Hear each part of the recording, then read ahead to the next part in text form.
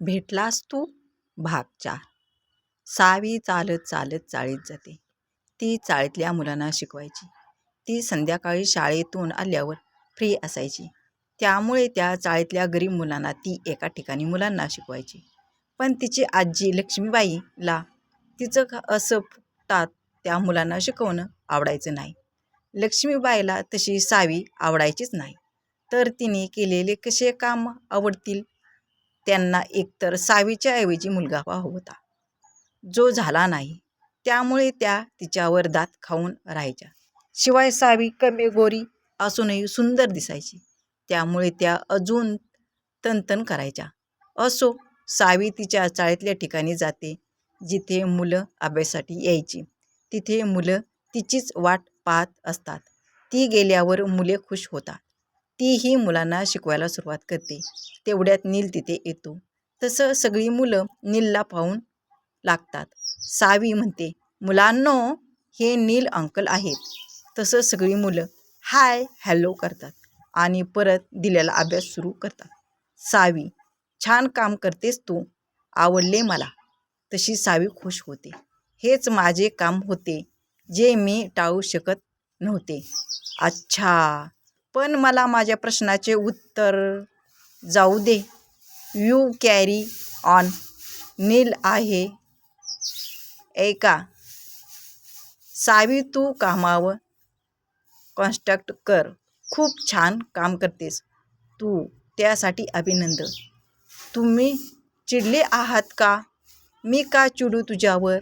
उलट इथे येऊन तुझी ही शिकवणी पाहून खूप बरं वाटलं. का कोणास ठाऊक, पण हे सगळं खूप जवळचंच वाटतंय. तशी सावी वेगळंच विश्वास जाते. नील, काही प्रश्नाची उत्तर योग्य वेळ आल्यावरच मिळतात. सध्या या प्रश्नाचे उत्तर दे. ती सोपी आहेत, कारण त्यांचे उत्तर पुस्तकात सापडतील. पण जीवनात पडणाऱ्या प्रश्नाचे काय? ते उत्तर सापडावे लागतात आणि तो निघून जातो. सावी विचारातच पडते. तो बाहेर येतो आणि समोर एक चहाची टपरी पाहतो. तिथे बसतो. तिथून तिरकं पाहिले की सावी दिसत होती. खिडकीतून तो एक चहा मागवतो. चहावाल्यासोबत गप्पा मारायला सुरू होतो. तसा चहावाला सावीविषयी खूप छान बोलतो, की ती किती चांगली आहे. तिच्यामुळे इथल्या गरीब मुलांना शिकायला मिळते. नील ऐकत ऐकत अधूनमधून तिला पाहत असतो. तिचा क्लास होतो. तशी ती बाहेर येते. तुम्ही अजून इथेच? हो, माझ्या प्रश्नाचे उत्तर भेटतात का ते बघत होतो. तशी ती चालू लागते. चल, तुला सोडवतो मी. नको नील, जाईल मी. तू म्हणाली होतीस माझी गाडी इथे येणार नाही बघ, आली की नाही? तशी अजून तुझ्या घरीही तुला सोडू शकते. चल पटकन. तसं तिला नाईलाजास्तव त्याच्यासोबत जावेच लागते. घरी आल्यावरती रावीला भेटते. दीदी, आज नील मला तुझ्याबद्दल विचारत होता. त्याला काय सांगू मी? काय सांगू म्हणजे? मला काय माहीत? तुला माहीत नाही तर कोणाला माहीत? आणि श्रीबद्दल तू घरी कशी सांगणार आहेस? तो माझा स्वतःचा प्रश्न आहे. तू तुझ्या लिमिट क्रॉस करते. हो, कारण तू काही पर्यायच ठेवला नाहीस. मी तुला काय विचारले? तू श्रीबद्दल घरी कधी बोलणार? वेळ आली की. आत्ताच नाही. मग नीलला तरी सांगून दे ना. हे बघ, तो चम्मू मला आवडत नाही. मला बोलायची गरज नाहीये आणि माझे प्रश्न सोडवायला मी समर्थ आहे. तू मध्ये मध्ये करू नकोस. तशी सावी चिडते. तिला कळत नसते की काय करावे. ती रडत रडत पायऱ्यावर जाऊन बसते. तोच तिला मालती पाहते. काय झालं सावीताई, तुम्ही रडताय का? काही नाही, असंच. काहीतरी नक्कीच झालंय. तसं सावी मालतीला म्हणते. मालती काकू, रावी दीदीला नील नाही आवडत. अरे देवा, पण घरचे तर वेगळाच विचार करतायत. आणि तुम्ही दोनदा भेटला ना नीलरावांना. आम्ही नाही, मी. रावी दिदी कुठे तिथे थांबत होती. ती तर निघून जायची तिथून. मीच असायचे नीलसोबत. ताई, तुम्ही हे सगळं तुमच्या आईला लवकरात लवकर सांगा. पुढे काही अनर्थ व्हायच्या अगोदर. सावीला पण पटतं हे. ती आईशी बोलायचे ठरवते. मालतीला बोलून तिला जरा बरं वाटलेलं असतं. मालती जरी नोकर असली तरी तिला हेमा आणि अभयने घरातल्या मेंबर्स सारखाच ट्रीट केलेले असते. त्यामुळे ती खूप रॉयल असते. हे सावीला माहीत असते. त्यामुळे मालती पण हे सगळे ऐकून टेन्शनमध्ये आलेली असते. तिला नेहमी वाटत असते की मुलीचं चांगलं व्हावं. रावीसाठी ती खूप खुश होती, पण आता हे सगळं ऐकून तिलाही वाईट वाटत असते. दुसऱ्या दिवशी सकाळी सावी तिच्या आईजवळ जाते. आई, पप्पा कुठे आहे? अगं, कामानिमित्त पप्पा बाहेर गेले. मला तुझ्याशी महत्त्वाचे बोलायचे होते. बोल ना, काय म्हणतेस? आई, रावी दिदीबद्दल बोलायचे होते. तेवढ्या दारात पलीकडून लक्ष्मीबाई येतात आणि सावीचे बोलणे ऐकून लागतात. आत्ता अजून काय म्हणणे आहे मॅडमचे? आई, मला तरी असं वाटते की रावी दिदीला नील सोबत लग्नच नाही करायचे. का?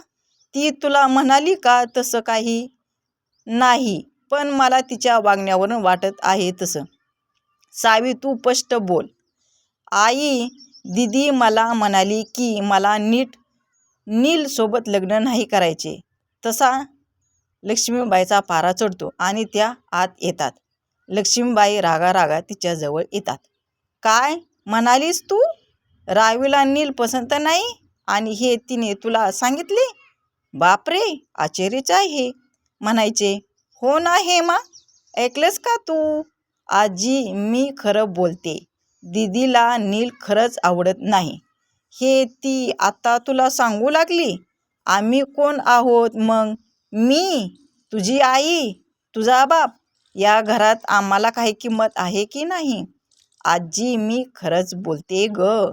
मला कळत नाही का सावी, रावीला आलेला मुलगा तुलाच आवडलेला आहे. तुला त्याच्याशी लग्न करायचे आहे. कळलं ना? खोटारडी आहेस तू, एक नंबरची. त्या नीलचा पैसा, त्याची कंपनी, त्याचे खानदान सगळं पाहिले तू. शिवाय तुला मी म्हणले होते पुढे येऊ नको, तरी पुढे केलंस. वरतून त्याच्यासोबतही गेलीस. मग काय होणार होते? अगं, रावी तुझी सख्खी बहीण आहे ना ग. तिच्यावर तुझा जीव आहे नाही का थोडा पण? बोल ना आता. सावू रडू लागते. हे सगळे ऐकून सासूबाई, असं काही नाही. रावी सगळं काही साऊसोबत शेअर करते.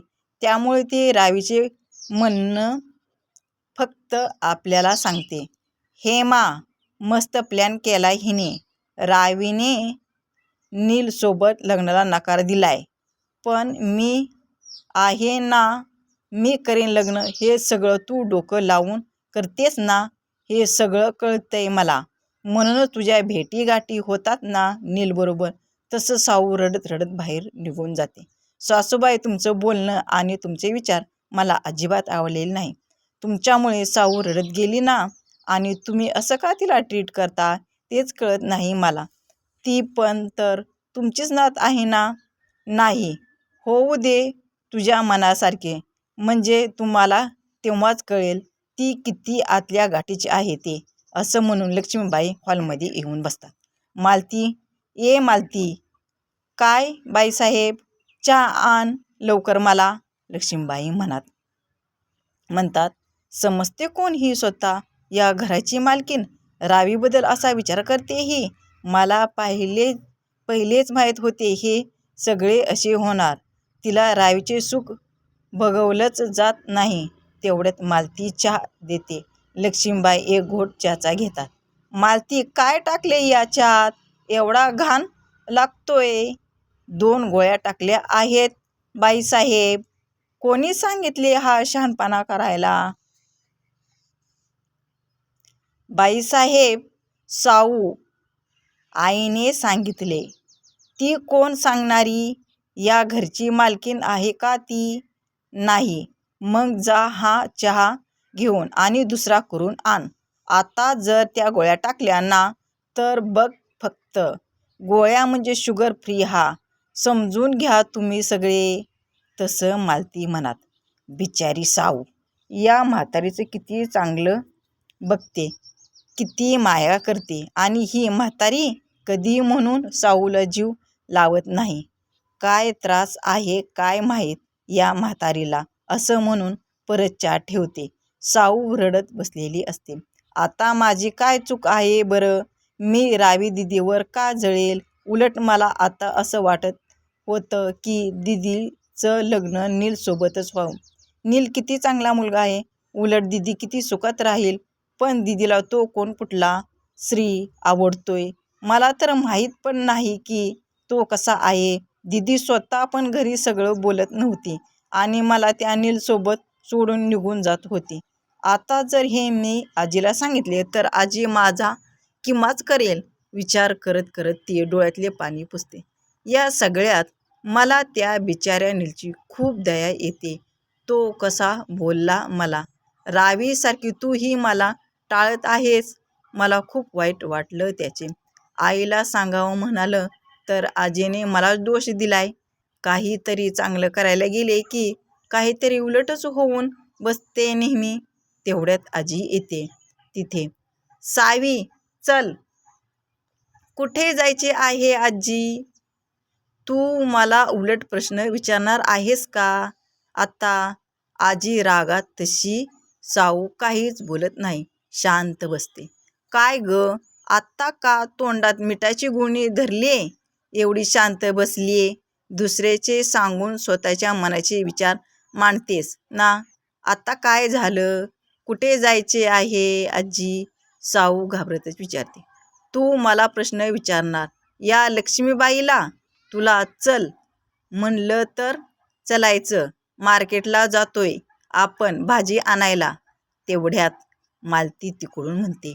बाईसाहेब, कालच आठवड्याभराची भाजी आणलीये. कोणी आणली? म्याच, मालती म्हणते. मला तुझ्या हातची भाजी चालणार नाही. झालं समाधान?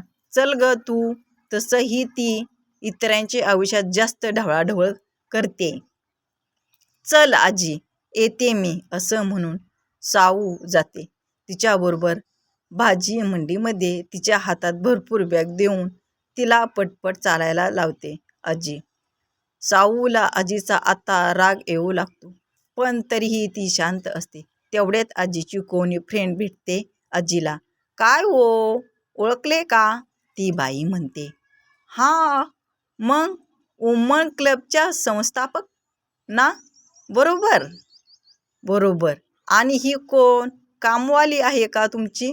तसं आजी हसते आणि म्हणते. नाही हो, पण असं म्हणत नाही, माझी नात आहे. मग? ती बाई म्हणते. साऊ आजीकडे पाहत असते.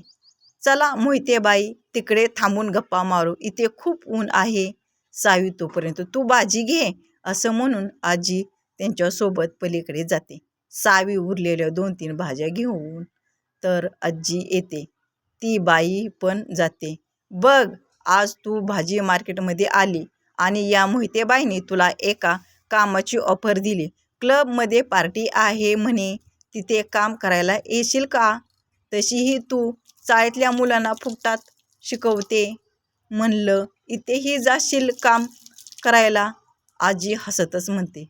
तसा साऊला खूप म्हणजे खूप राग येतो. तिला आजीला उलटून बोलायची खूप इच्छा होते, पण ती तिचा राग शांत करते. एकतर ही तिची रक्ताची आजी असते आणि तीच वयही झालेलं असतं. ती हे सगळं वेळेवर सोडते. वेळच आजीला चांगलं उत्तर देईल. हो ना देवा, असं म्हणून डोळ्यातले अश्रू पुसते. बरोबर ना? वेळेत उत्तर देईल आजीला. तुम्हाला कशी वाटली साऊची खोटी आजी? तुमच्याकडे आहे का लक्ष्मीबाईसारखी एखादी खोटे कॅरेक्टर? असेल तर मला नक्की सांगा. व्हिडिओ कसा वाटला? व्हिडिओला लाईक करा, शेअर करा आणि सबस्क्रायबर करायला विसरू नका.